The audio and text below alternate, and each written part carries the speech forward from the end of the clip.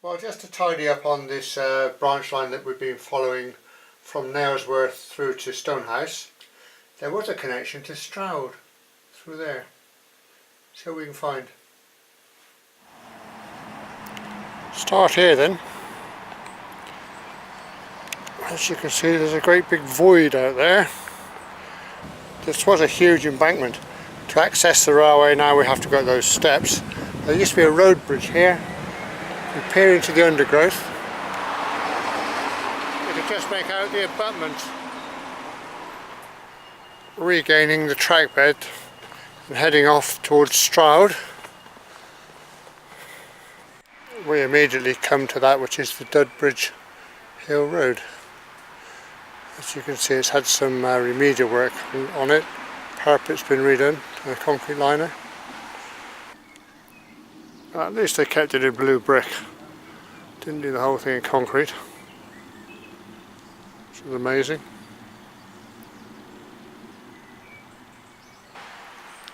Graffitiists here aren't up to the usual standard.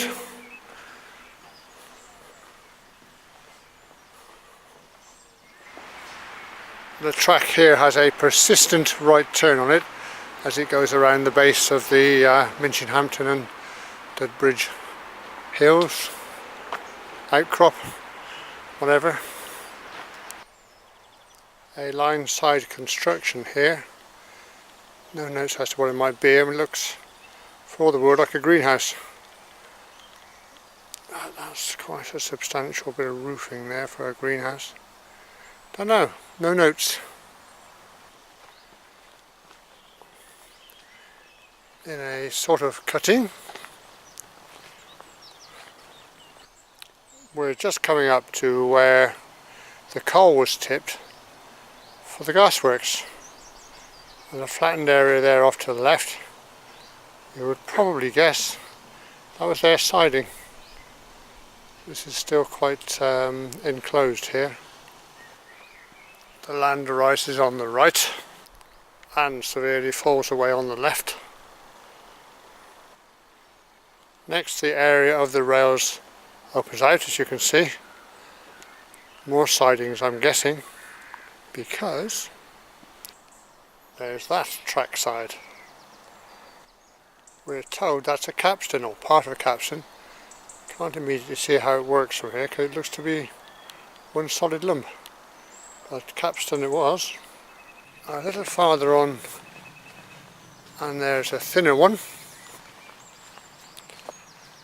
Just there.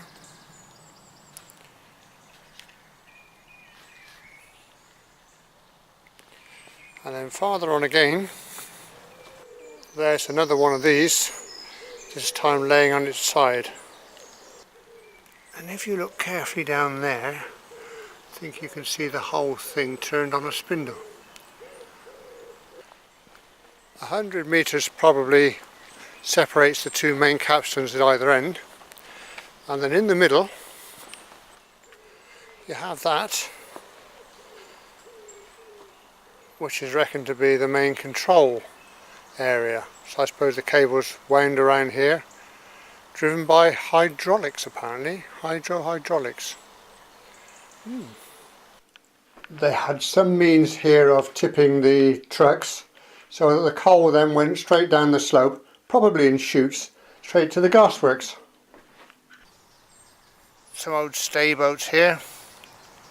Looks like it might have had some wooden sill or something bolted on it. Yeah, there you are. Stroud history. Lurking in the undergrowth. So that was the freight. We'll carry on now along the track bed on the passenger route, heading for Midland Railway, Stroud Station.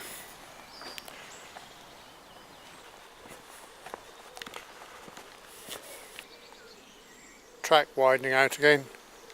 Some sort of siding perhaps, marshalling yard. Or it could be a private siding, I guess.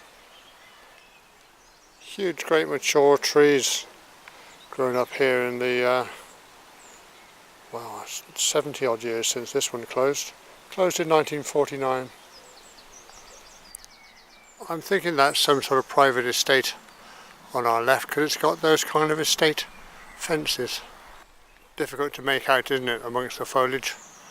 But those type of fences are common throughout Gloucestershire, I think.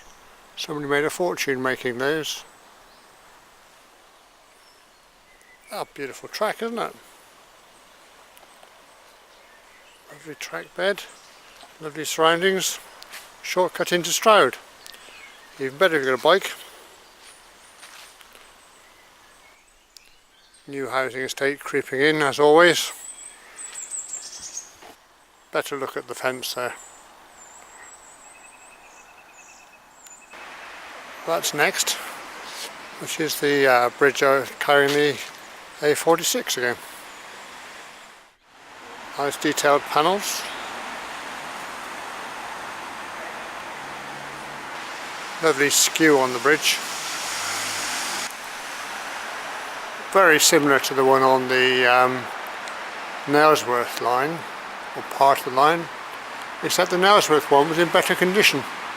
They stopped using that. Curious. A substantial abutment, all calculated to withstand stresses and strains. No, they still haven't got their graffiti together, have they?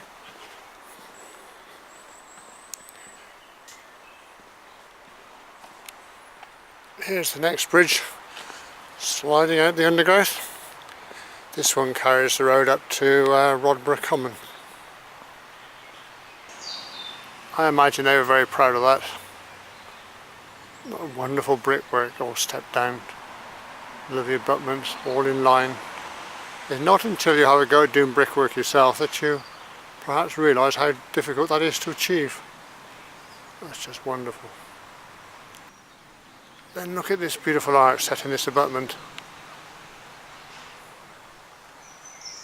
Leaning back to take the strain.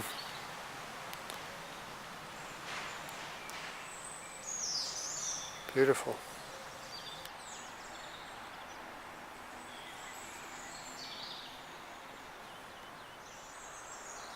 It stood for 100 years, and I think it looks like it's got another 100 years in it without any bother. Meanwhile we continue, we're nearly in Stroud now, very close, into a large cutting.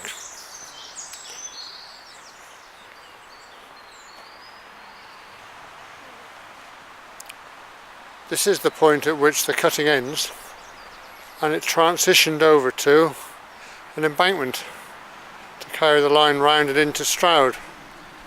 This is where it gets tricky. It connects a little bit farther on into a viaduct.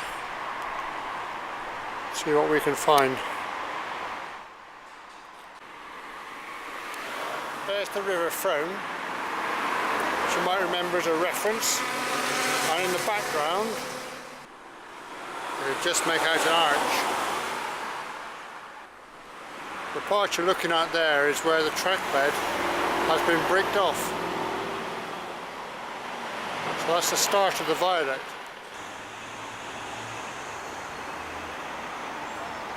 Carrying the line into the station. There you can see where the viaduct ended, better shot, and was joined on an embankment across here to there. That's where we've just come from. We can do a sweep here, heading for the station. Disappears over there somewhere. A careful look at the map shows that the Stroud station is there, which is between the stream, the brook and the canal, and directly opposite the Great Western station. So that pins its location down pretty tight. This is Stroud station in 1962. It had already been closed to passenger traffic for quite a number of years at this point, and this was it a few years later in 1966, the year of the closure of the entire line. Well, just to say we've done it, here's the other end of the viaduct. Not very exciting, not very visible. That's it.